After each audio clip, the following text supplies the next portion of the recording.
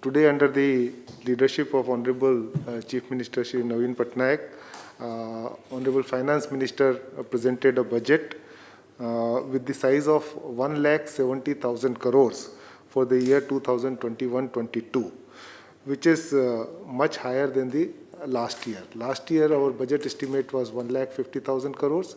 But as you all know, during the revised estimate, the budget has been reduced to 1,35,000 crores. So therefore, there is a increase which has been estimated for the budget for the next year. The budget highlights include basically livelihoods, economic growth, and health on top of the post-COVID agenda of the government. Health, along with the drinking water, is given a high priority and gets almost a record allocation.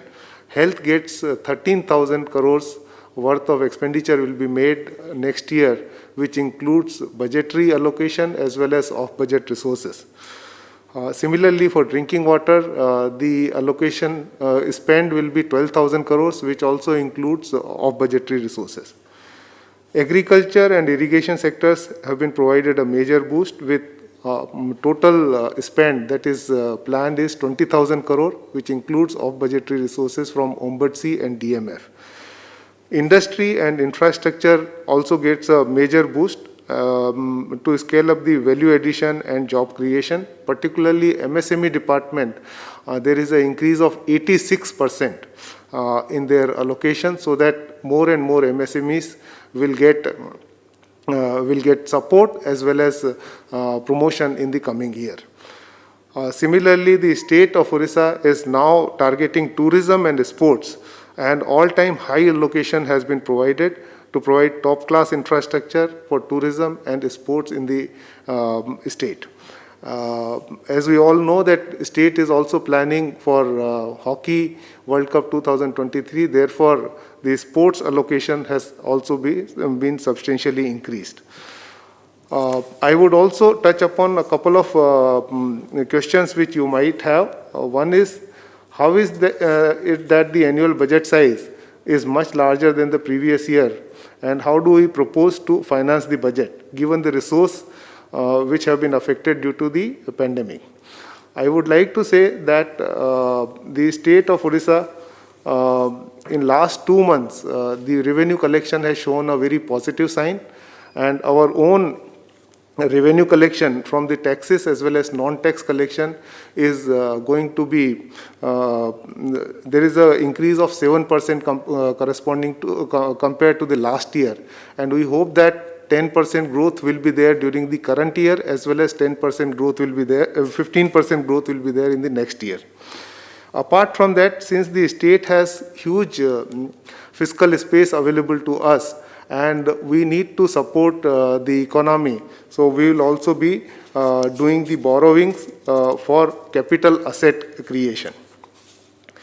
Another question which would come is, what is the estimated rate of growth of own tax and non-tax revenue for the budget for the next year?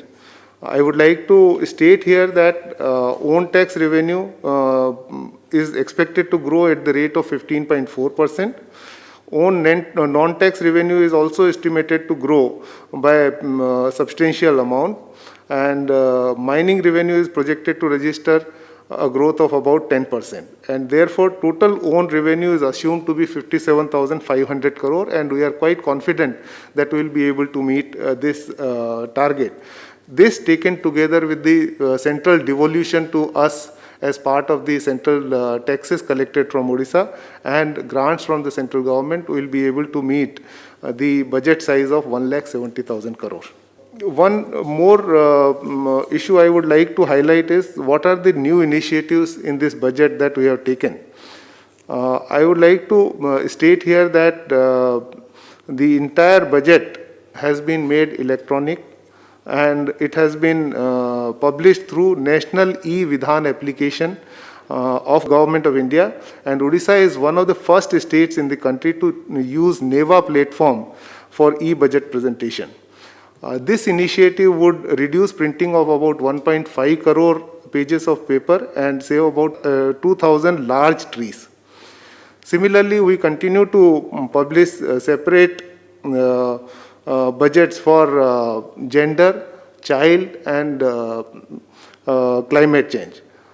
New budget disclosure that has been started from this year is the separate SDG budget, where we are specifying against the 17 SDG goals, Sustainable Development Goals that world has adopted, what is our allocation allotted to each of those goals. So this is a separate document and disclosure that state government is doing this year.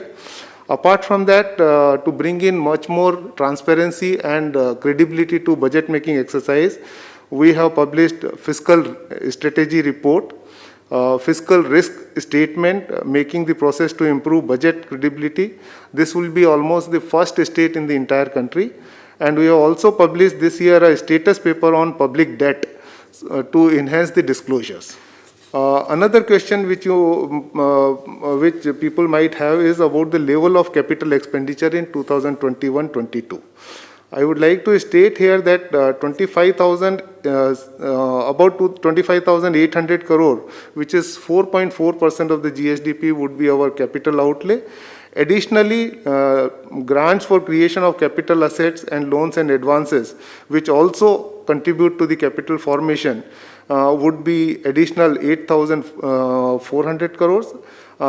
And thus, total investment for capital formation, capital creation would be 5.83% of the GSDP, which will help boost the economy in coming days. We have also provided funds for other infrastructures, and health infrastructure gets a huge amount of boost, as Honorable CM has again been reminding us. A lot of funds have been provided for creation of health infrastructure, including the SCB Medical College at Cuttack. Similarly, railway projects have been provided, funded fully. As far as agriculture and allied sector is concerned, the state government has given due emphasis, and the funding for the animal resources and fisheries department has been increased by 17%, and it now stands more than 1,400 crores. And we hope that the non-farm activities, which includes dairying, poultry, and fishery, will get a major flip and will go a long way in increasing the income of the farmers. Thank you.